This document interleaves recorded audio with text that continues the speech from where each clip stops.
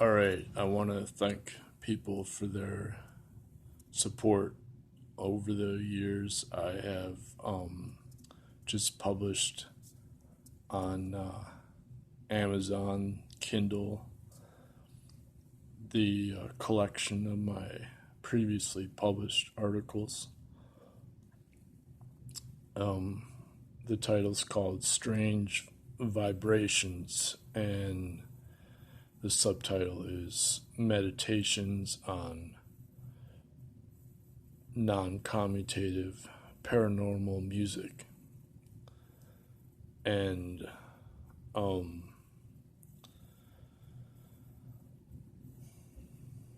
I've added some new information from Andrea Puharich's final book, The Elf Magnetic Model of Matter and Mind. So I did a new analysis of his work that I don't think can really be found anywhere else. And so I hope people enjoy that. And it's just $1.99 on Kindle as a public domain, because I have a lot of images that are publicly sourced. So it's just an educational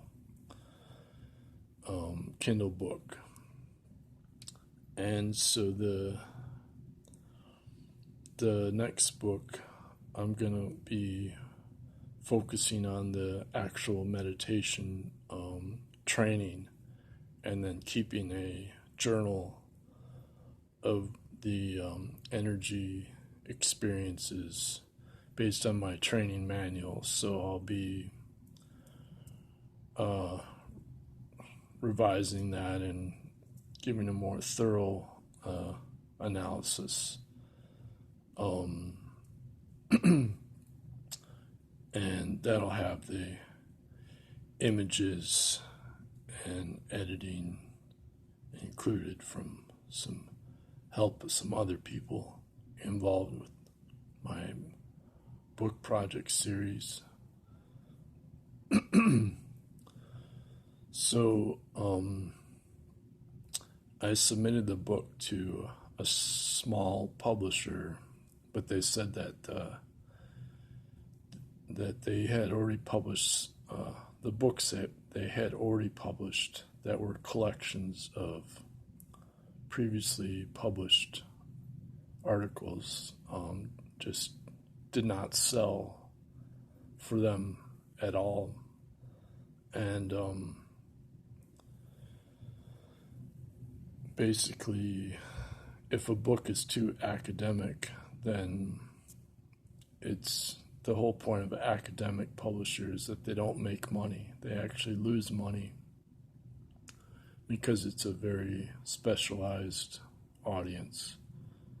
And so obviously, in my book description, I give the details of the topic of the book, and it's related to the global ecological crisis. I don't focus on that in the book at all. I'm not even sure I mentioned it, but it's definitely, that'll be my third book that I'm going to focus on the relation of this non-commutative philosophy of science, as how explains the ecological crisis and the social justice crisis on Earth. And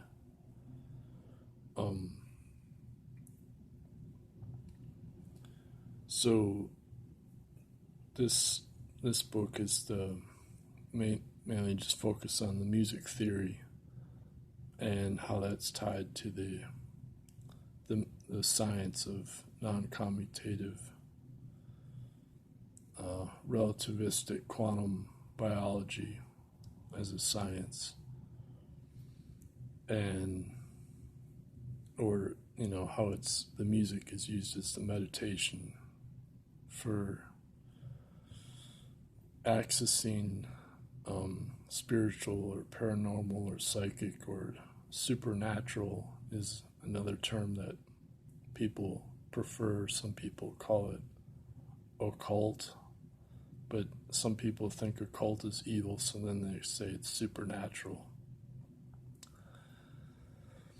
So that's another problem, is when you're dealing with the subject matter, then just the choice of the wording is very crucial, because it's all based on emotions. It's a emotional energy for the training, but it's also tied to nutrition and diet and the environment and the seasons on Earth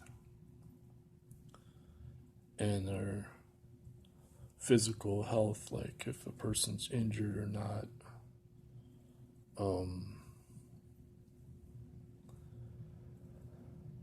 And if they're taking any kind of medications or something like that, which I am not, but I'm just saying that everybody's different for this topic. And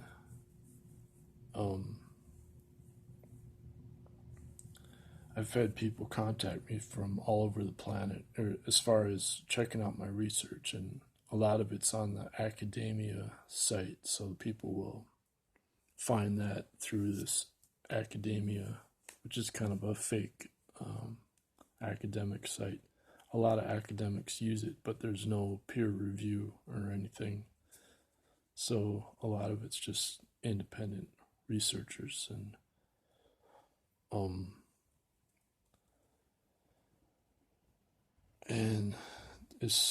but as far as the real truth of the teaching, it can only be achieved through the meditation training, which includes the standing exercises also. And it's different than just Western exercises, because you have to work with the yin and yang channels of the body as you exercise. So the main example I use in this book is from Eddie Oceans, where he says how the outside of the hand is yang and the inside of the hand is yin, and the lower body is yin and the upper body is yang. So this also explains the Dirac dance for the 720-degree spin of the electron. So essentially at each 0 point in space, there's already this 720-degree spin. And you can then think of each 1/2 spin as the yin and yang, or the yang and yin of the future and the past as time and frequency. So then the exercise is like the form of the formless, because the formless is what we inherently cannot see, but we can listen to it. And the reason why we can listen to it rather than seeing it is what the book is about. It's about why we don't understand this.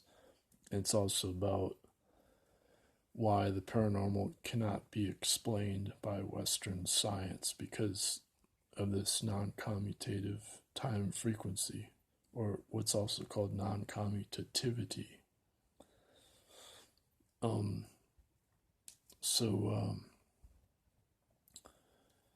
I just put it on Kindle just to get the information out there from my previously published articles. And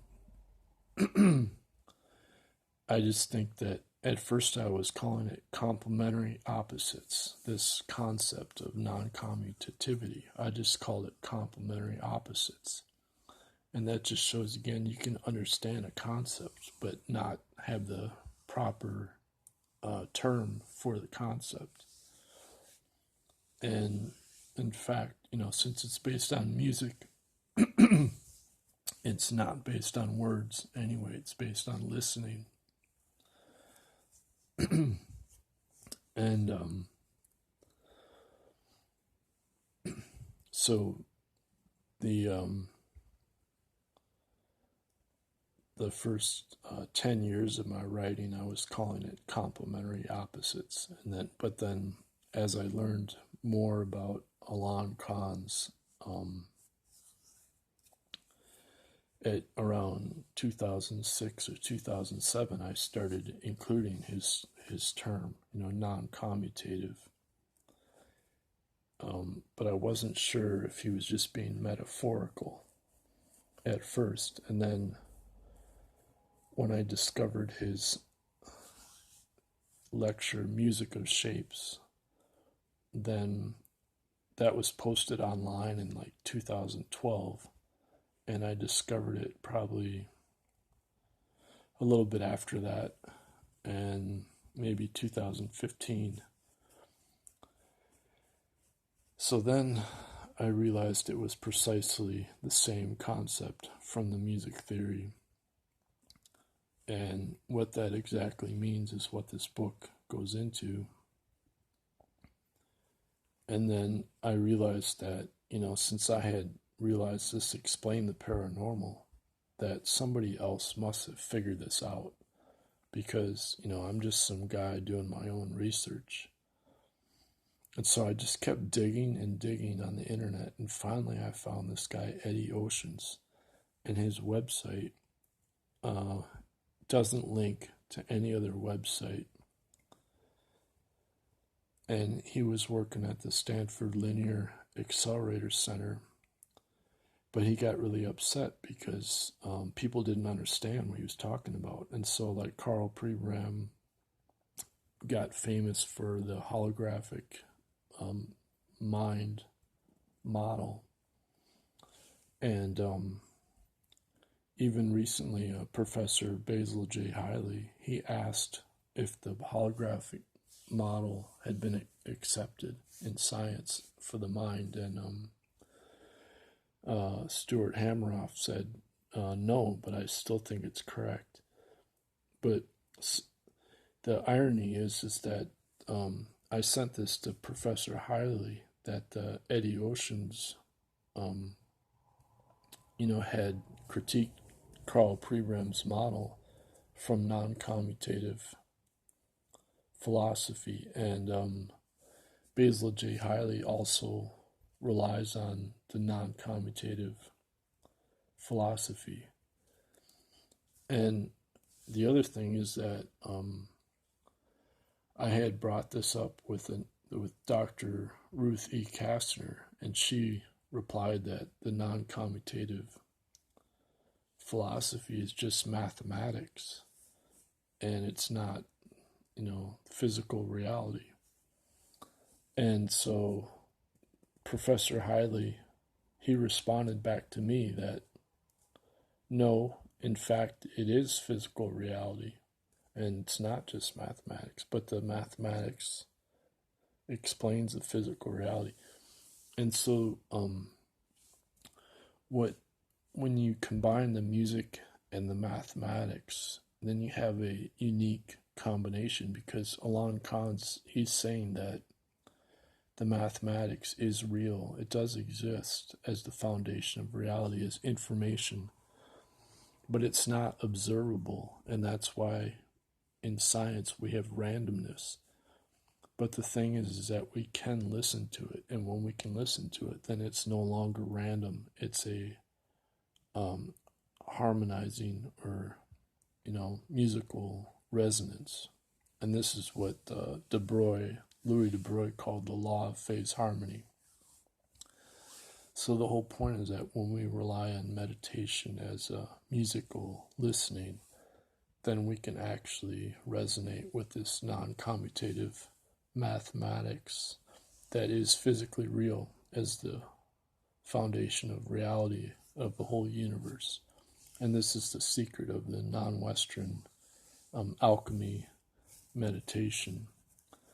And since it's so hard to explain or understand because Western civilization is completely against it because it's based on symmetry.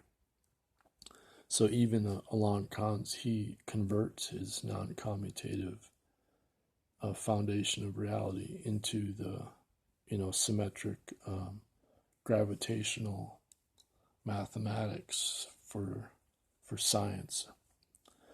So he converts everything back into the calculus, with the symmetry. But Basil J. Hiley says, no, we don't have to do that. We don't even have to use probabilities or the wave function. We can just stay in the non-commutative mathematics, and that can be scaled up to the macro scale. And then there's no collapse of the wave function, and there's no quantum measurement problem. And so that's why you have to kind of combine Basil J. Hiley and Alon Khan's. And then Basil J. Hiley works with Roger Penrose, who, with Stuart Hameroff. And that's why when Basil J. Hiley gave me the link to their recent conference with Oxford, where it was Penrose, Hameroff, and Hiley all in the same room together on discussing this whole non-commutative concept as being tied to consciousness of the universe and relativistic quantum physics and biology. And Basil J. Hiley made a joke about how at this one campus, this academic music professor kept following Basil around campus, and then he was wondering, he's like, why is this person following me around? And then he like confronted the guy, and then he realized that it's because in music they had the same concept, but they called it I can't even remember the phrase. It's phronometry or something. It's basically like an interferometer, but Basil Hiley says the term is from Kant, the philosopher Immanuel Kant, and it was retained in music study. It's essentially the connection of geometric form as space-time to and it's connected to this non-commutative concept, and the idea is that the origin of the direction of time as a linear time in three-dimensional space, so you get 4D space-time, that arises from this non-commutative time frequency that's before space. What it Hiley calls it pre-space. And the future and the past overlap in this fifth dimension that's a pre-space, or it's also called primitive time, archaic time, primordial time, fundamental time is what Penrose calls it. So there's definitely a little school of academics that have zeroed in on this. And Harold Ottmanspacher is going to be talking at Stuart Hameroff's next Science of Consciousness conference. And Harold Ottmanspacher has also focused on the non-commutative math of as a philosophy of science in quantum physics, and he did studies on perception, on like neuroscience perception, and